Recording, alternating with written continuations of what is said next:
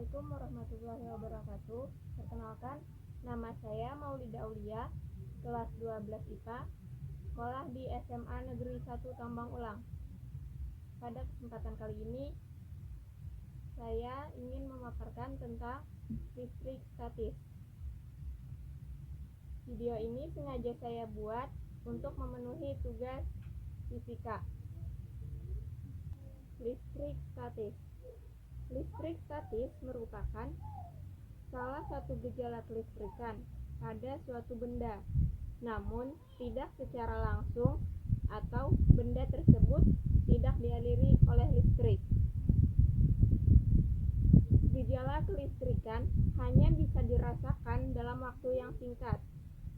Gejala kelistrikan dapat terjadi karena adanya kumpulan arus atau muatan listrik namun dalam jumlah yang statis atau tetap. Gejala kelistrikan ini tidak berlangsung lama karena tidak adanya listrik yang mengaliri permukaan benda tersebut. Proses terjadinya listrik statis. Terjadinya listrik statis yaitu karena adanya muatan atom yang tidak sejenis.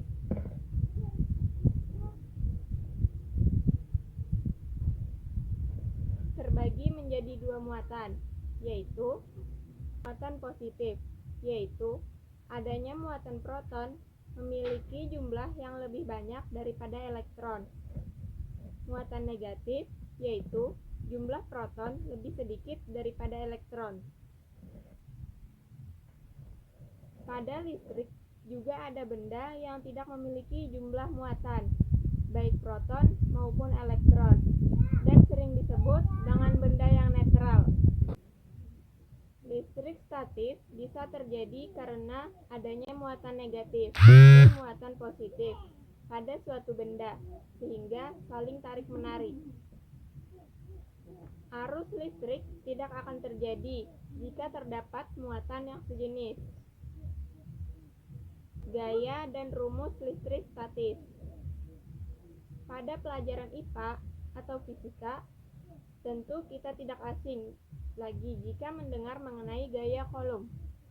Hukum Coulomb merupakan suatu hukum fisika yang sudah disimpulkan oleh seorang ilmuwan bernama Charles Augustin de Coulomb.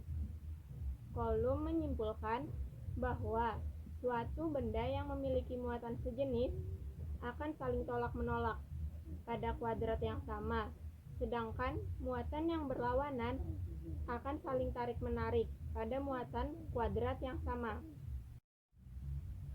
Contoh listrik statis di kehidupan sehari-hari. Menggosokkan penggaris ke kulit, lalu dekatkan pada potongan kertas. Debu yang tertempel di layar kaca. Medan listrik. Ruangan di sekitar benda bermuatan listrik. Jika sebuah benda bermuatan listrik berada di dalam ruangan tersebut, akan mendapat gaya listrik atau gaya Coulomb. Kuat medan listrik atau yang dilambangkan dengan huruf E, pengertiannya yaitu gaya persatuan muatan listrik di titik itu.